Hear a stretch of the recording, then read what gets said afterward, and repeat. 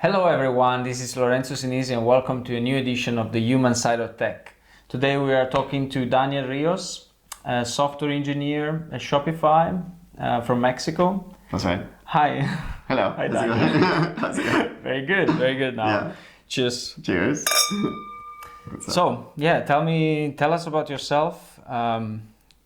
Shortly, who are you, where you come from, and we are in Berlin right now. Yeah. I come from Mexico. I've been living in Berlin for like 4 years. Actually known you for quite some time. Yes, two years, I think. Yeah, more than 2 years, I would say. Yeah. I've been for some time here, but I've been coding for, I don't know, like 8 years. Mainly I was doing a lot of Ruby on Rails, but then I switched to the front end. And then I've been doing a lot of JavaScript and TypeScript recently, always switching apparently, because all this programming was always switching.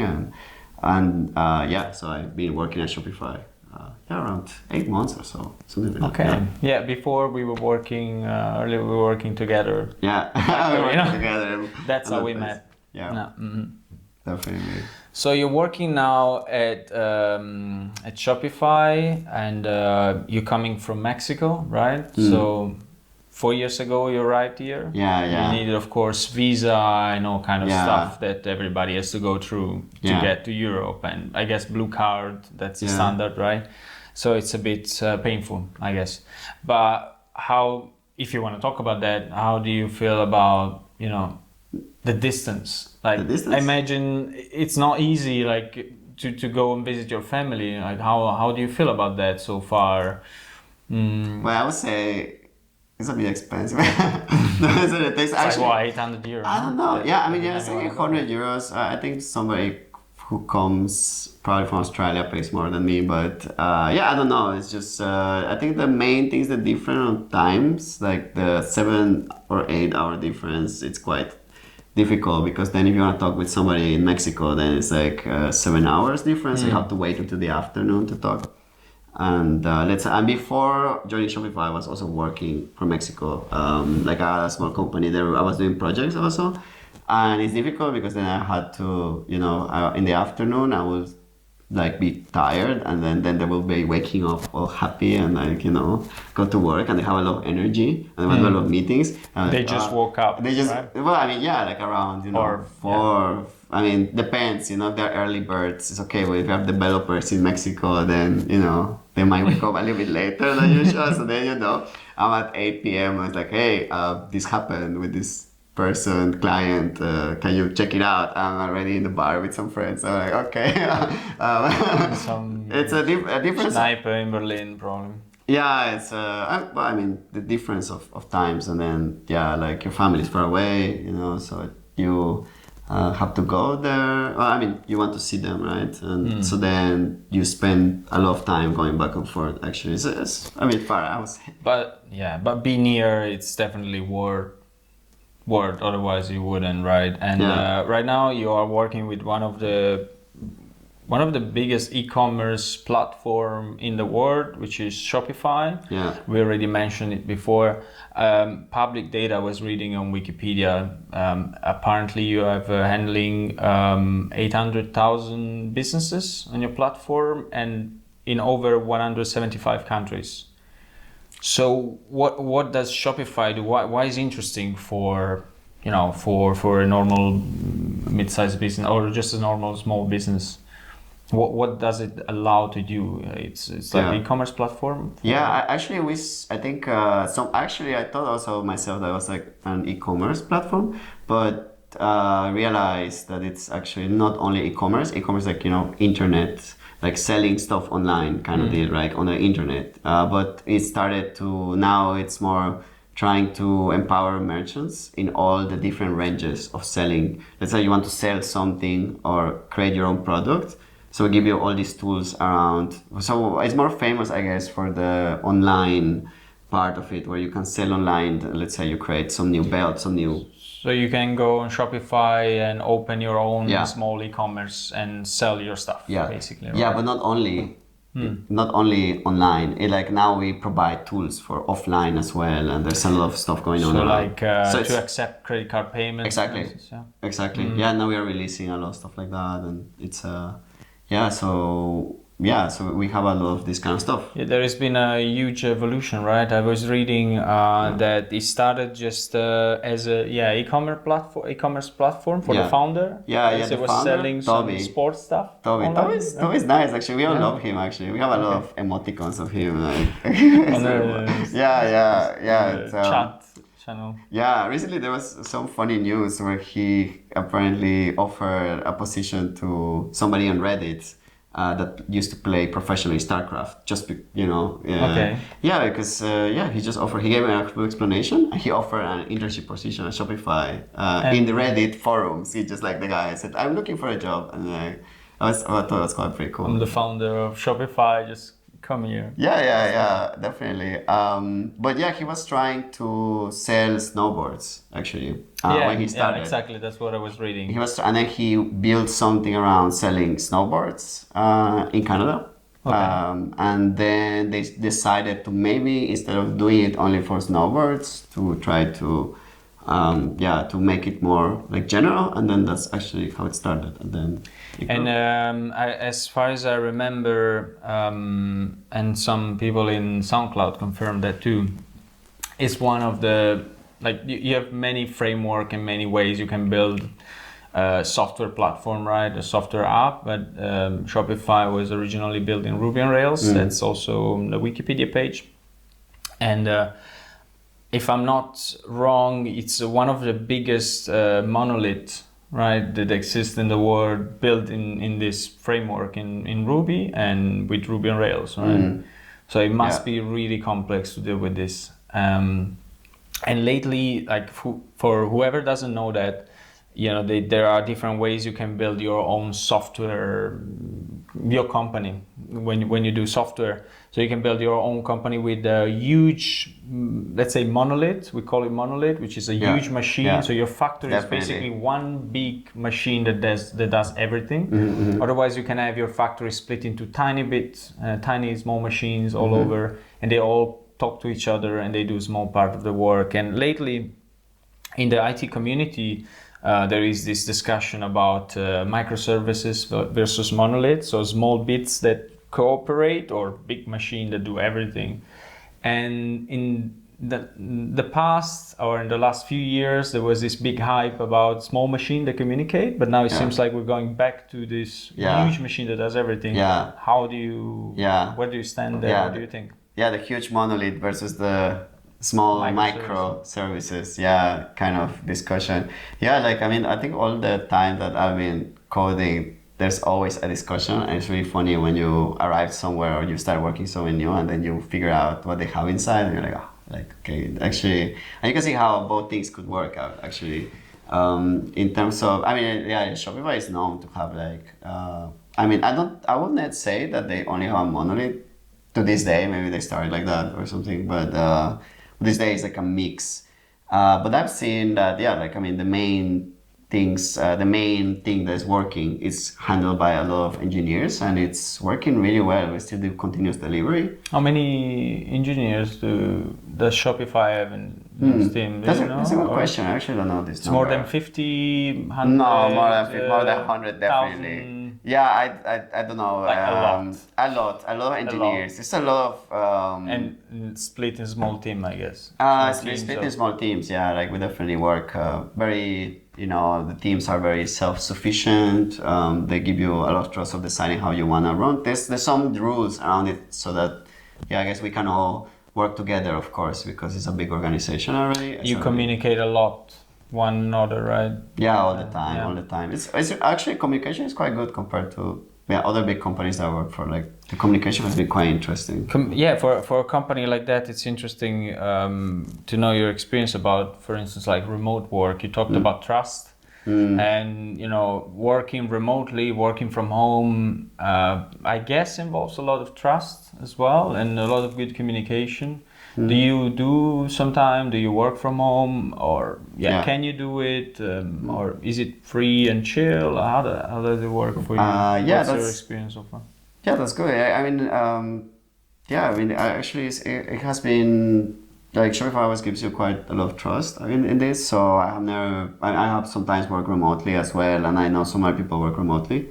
Funnily, I think, I mean, they are mainly in Canada, like the main offices are in Canada, right? Which are the biggest offices, which actually I have not been, like, I'm supposed to go soon or something, and they told me are really, really big. But most of the engineers work really well on Slack because I think it gets to some point where you are enough engineers that you actually have to communicate somehow or start to, because it's all over the place, and it has been quite nice. And then the Shopify has been quite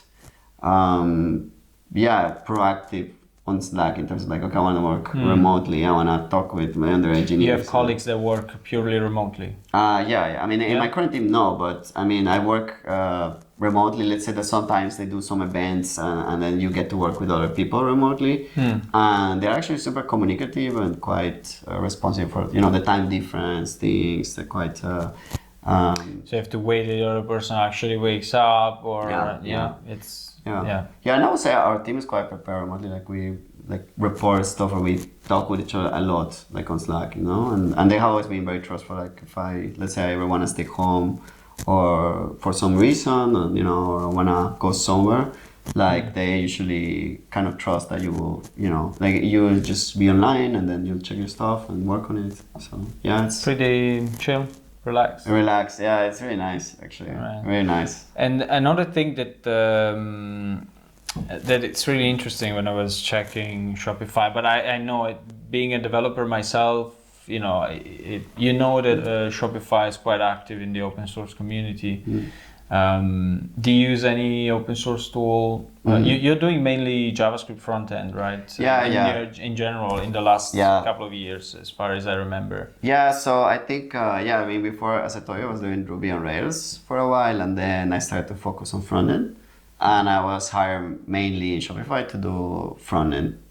So I'm using a lot of TypeScript, actually, which I had to learn. And I love it.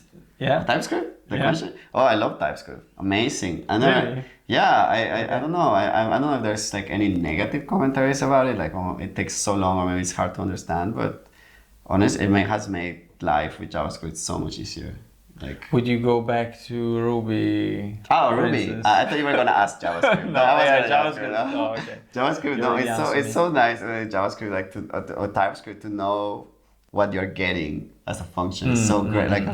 Everything's set. Like somebody made this code. It's gonna work. Kind of like. So you see a function and you immediately understand and read what you have to put in and what you get out of it. Yeah, right? Exactly. And then also, if you don't know some code that somebody did, you can actually go inside and check, what does this receive, just by looking at the code. You don't have to go online, which is really amazing. Some kind of type specs. Yeah, type specs kind of. Yeah. That's interesting. Yeah. This is also in Elixir. I'm using now Elixir for a couple of years already.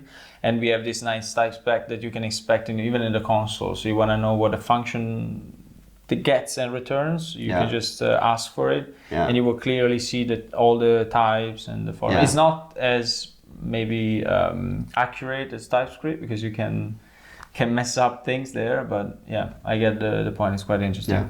I think in terms of you ask about Ruby, right? In terms of Ruby, I don't know, I still like Ruby a lot. That's my main language, but definitely the static thing is really great. Yeah, I've got a tattoo of Ruby in Ruby. No way. On my chest. My chest. You got it? Yeah, I have a tattoo. It's in Ruby. Yeah. On my chest. Your side. Was it Hello World or something? Hold on, now I remember some code that is hard to refactor. But let's go. Let's not go into this this topic. So you were saying you using tools that help you work better, and some open source the open tools source in stuff, JavaScript, right? You were saying that you're using this for also not internationalization, but more for components. You were mentioning. So it does. I guess like Shopify has some like open source projects already. Like, it's quite a big company. But I think the one that I know the most, it's Polaris, actually. Polaris. Polaris. What is it? Polaris. So, it's like a set of components in JavaScript, for React? It's in TypeScript for React, and it allows you to build like websites already with these components, right? So it's like a lot of a set of toolbox. I would maybe try to compare it to Bootstrap or any of those, but it doesn't allow you to customize it, which is a feature because then they can really control how the things will look, and it's made specifically for Shopify. But it's quite a famous library, and I would say it's good design. Because in Shopify, you as a developer can also build apps for it, right? There is an app store. There is a whole ecosystem of developers that create application for Shopify, e-commerce owners, right? Actually, that's the funny thing, that you mentioned. It's because Shopify allows developers to create apps, right? And actually, the Berlin office, most of the people work here, they were in another company called Oberlo, which was an app for Shopify. Yeah. Oberlo was it was an app made for drop shipping, technically.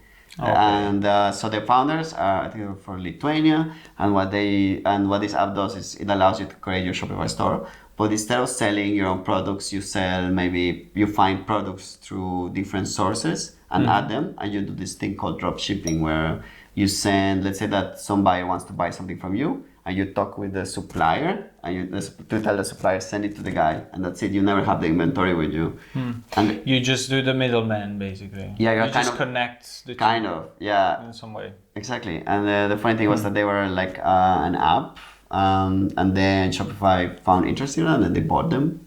And so we still... Okay, so that's interesting. So that's how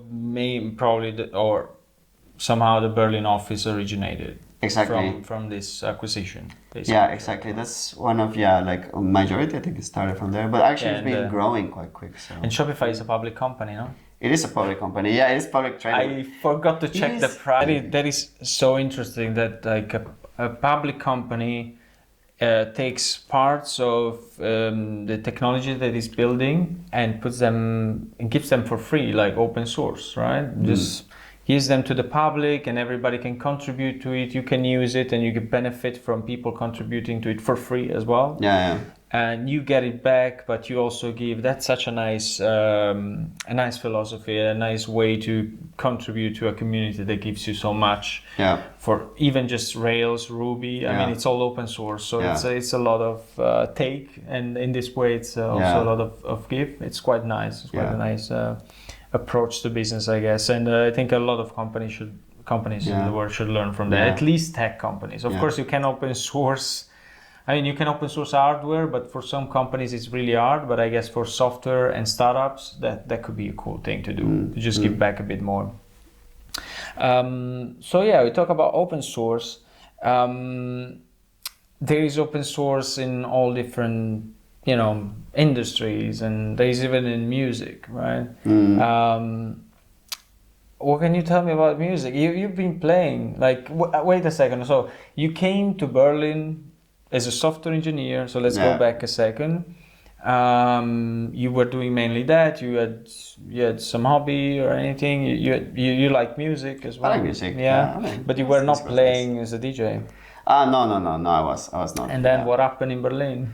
What did Berlin do to you? I don't know. This is such a huge culture, and it actually. When I arrived to Berlin, I decided to stay here. I was also part of that because I arrived 4 years ago. I didn't know anything. I thought I really like the people. There's so much art, and then I went out and I see all these things happening regarding art, like music and visually, both of things, and that was quite interesting. And then slowly you start to like this other stuff, like techno parties and techno parties. I think it's nice, definitely. But it's so different. It's like the capital, right? I definitely. Techno. I don't know. I've been to other places, and I've been to some interesting places, but I would say here is definitely you can every day find some interesting stuff. So you if I remember correctly, started DJing here. You bought your first tools. I remember you came to the office one day. We were working together. And you just bought something to play with, right? A console. something like that. Yeah, And then like- from there, that was 2 years ago. Yeah, if I yeah. remember correctly. Yeah, like Yeah. 2 years, 1.5 years. Yeah, like I bought this controller.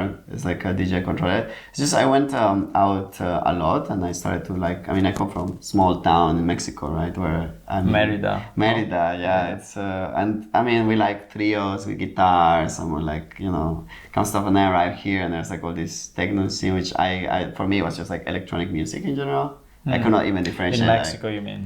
That was more electronic. No, in Mexico, there's, I mean, at least in Merida, I would say it's not as developed, there's not as much at least to this day. So when I arrived, I didn't know anything. So I arrived here, and I was like, oh, this is electronic music. But then I started to, okay, there's actually techno and house, and I started to learn all this. And I started to really, really like it and get involved into it. And then then I bought a controller. And I started, and I thought, and actually it has been quite a nice experience to like play around with people and so on. You went from amateur kind of thing then to playing in clubs as well, right? Yeah. In Berlin. Yeah, lately. I don't know. I don't know if you would call like stop being amateur, because You started. I mean, I started like just playing Yeah. as a hobby, and then I started to play with friends. And actually, I think that's really interesting Berlin activity. Like, apparently, a lot of people are DJs. So then when you go somewhere, there's somebody maybe DJing, have some DJ equipment, and then you arrive and like, hi, what is that? Oh, can I play? Yeah, play a bit. And then they give you, and then you can play, and then it becomes like a social thing. And then like slowly. Yeah. So you were able to combine your career as a software engineer, as a programmer, developer, with being a DJ as well. Like sometime or on the weekend when you're free, basically. When you have free time, you just go and play somewhere, right? Yeah. I think you played Humboldt time? Yeah. I mainly play there because I have some friends that organize a party there, and I think that's how it works here. Like if you know some interesting people, they will definitely invite you to play there. But then you should invite me next time. I always invite you, Lorenzo. I always invite you. I'll be there. You have Give me any name, I'll be there. You're very right. Like this weekend, you go. But yeah, like that's yeah. So, and it's fine for you to like you're able to combine those two things. Like software engineer seems like a nerdy thing, super serious, like doing coding all the time and math and logic, and playing music as a DJ is completely different story. Yeah, definitely. It's I don't know if it's that different. I would say that a lot of DJs and people are making like music these days in terms of electronic music. They are very combined. Like I feel a lot of these DJs or musicians in this electronic music area are also geeks, kind of. In their own way. Maybe. Yeah. Like I know many DJs who are software engineers or geeks in their own way, definitely, but also software engineers as well. So I would say it's quite a related activity. Okay. Signal processing.